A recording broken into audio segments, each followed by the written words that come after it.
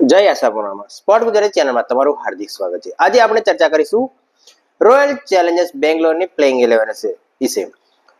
આરસીબીએ 2025ની IPL માટે રજત પાટીદારને captain બનાવ્યો છે। રજત પાટીદાર મધ્યપ્રદેશ ક્રિકેટ ટીમનો કેપ્ટન છે। જો ઓપનરની વાત કરવામાં આવે તો ફિલ શોર્ટ અને વિરાટ કોહલી આરસીબી માટે ઓપનર હશે। Devdutt Padikkal, Rajat Patidar, Liam Livingstone, Jitesh Sharma, Tim ડેવિડને રોયલ ચેલેન્જર્સ બેંગ્લોરનું ગ્રાઉન્ડ બહુ સૂટ થશે, કારણ કે રોયલ ચેલેન્જર્સ બેંગ્લોરનું ગ્રાઉન્ડ નાનું છે, જે આરસીબીને બહુ સૂટ, ટીમ ડેવિડને બહુ સૂટ કરશે। કૃણાલ પાંડ્યા ઓલરાઉન્ડર છે, જે 4 ઓવર નાખે અને મિડલ ઓવરમાં સારી એવી બેટિંગ કરીને ટીમને સારી એવી સ્થિતિમાં પહોંચાડી શકે છે। રસિક સલામ ફાસ્ટ બોલર છે, જે ગઈ વખતે દિલ્હી કેપિટલ તરફથી રમતા સારી એવી બોલિંગ કરતો હતો, મિડલ ઓવર હોય કે ડેથ ઓવર। જોસ ઓઝલવુડ, ભુવનેશ્વર કુમાર અને યશ દયાલને આરસીબીએ રિટેન આ વખતે કોને કર્યું હતું? રજત પાટીદાર, વિરાટ કોહલી અને યશ દયાલને રિટેન કર્યા હતા। ભુવનેશ્વર કુમાર, ફાસ્ટ બોલરની વાત કરીએ તો રસિક સલામ, જોસ ઓઝલવુડ, ભુવનેશ્વર કુમાર અને યશ દયાલ। આરસીબીમાં વિકેટ કીપર તરીકે હશે જીતેશ શર્મા। શું આ વખતે વિરાટ કોહલી આરસીબીને ચેમ્પિયન બનાવશે? આટલો બધો કોઈ સારી એવી ટીમ નથી। ફિલ સોલ્ટ, લિયમ લિવિંગસ્ટનનું ફોર્મ પણ એટલું બધું સારું નથી। ભારત સામે T20 હોય કે ચેમ્પિયન્સ ટ્રોફીમાં લિવિંગસ્ટન ફોર્મ ખરાબ છે।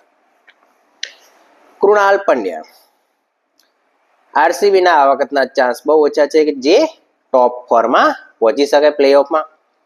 જો તમને સ્પોર્ટ્સ ગુજરાતી ચેનલ સબસ્ક્રાઇબ કરો, જો તમને વિડીયો સારો લાગતો ચેનલને સબસ્ક્રાઇબ કરો।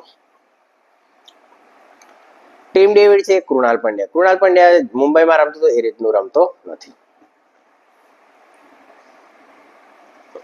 દેવદત્ત પટ્ટિકલ કેવું રમશે એના પર બહુ નિર્ભર કરશે। બીજું છે જીતેશ શર્મા ફિનિશ બહુ જબરજસ્ત કરશે 10-12 ઓવર પછી। ટીમ ડેવિડને સારા વધારે બોલ રમવા મળશે તો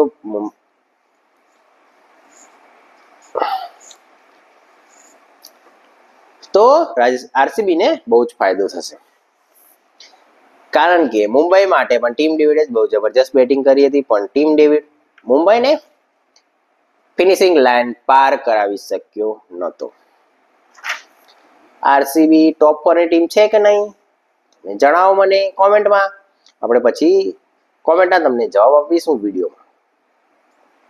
આપણો ટાર્ગેટ છે 100 સબસ્ક્રાઇબર આઈપીએલ પહેલા। જો 100 સબસ્ક્રાઇબર થઈ જશે તો આપણે લાઈવ આવીશું, દરેક મેચ પ્રી મેચ શો કરીશું અને પોસ્ટ મેચ શો કરીશું, લાઈવ કરીશું, આપણે ક્વેશ્ચન આન્સર સેશન પણ કરીશું, લાઈવ સેશન કરીશું। કૃણાલ પંડ્યા, લિયમ લિવિંગસ્ટન, જીતેશ શર્મા, વિરાટ કોહલી, કારણ કે વિરાટ કોહલીનું ગયા આઈપીએલનું જબરજસ્ત ફોર્મ હતું, અત્યારે પણ સારા ફોર્મમાં છે। વિરાટ કોહલી પર બહુ વધી નિર્ભરતા છે। આરસીબીની પહેલી મેચ, ઓપનિંગ મેચ આઈપીએલ 2025ની ઓપનિંગ મેચ આરસીબીની પહેલી મેચ છે, જે કેકેઆર સામે રમશે। કૃણાલ પંડ્યા, રસિક સલામ, જોસ હેઝલવુડ, ડેથ બોલિંગ સમસ્યા રહેશે આરસીબી માટે, બહુ મોટી સમસ્યા રહેશે। ભુવનેશ્વર કુમાર, કારણ કે ભુવનેશ્વર કુમાર હવે આઈપીએલ રમે છે, એટલે ભુવનેશ્વર કુમાર ઓછી મેચો રમે છે।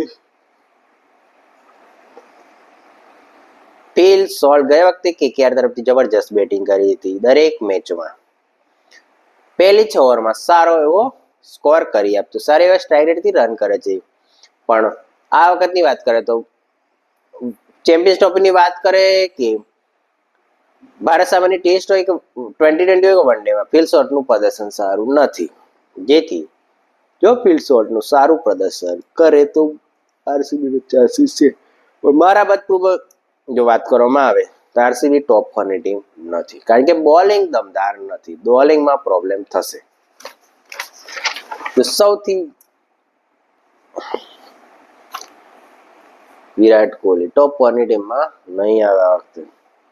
જો ટોપ 4ની ટીમો કઈ આવશે એ આપણે ને એક વિડીયો બનાવીશું, જેમાં આપણે 4 ટીમોની પ્લેઇંગ 11 અને કોના પ્રોસ અને કોન્સની આપણે ચર્ચા કરીશું.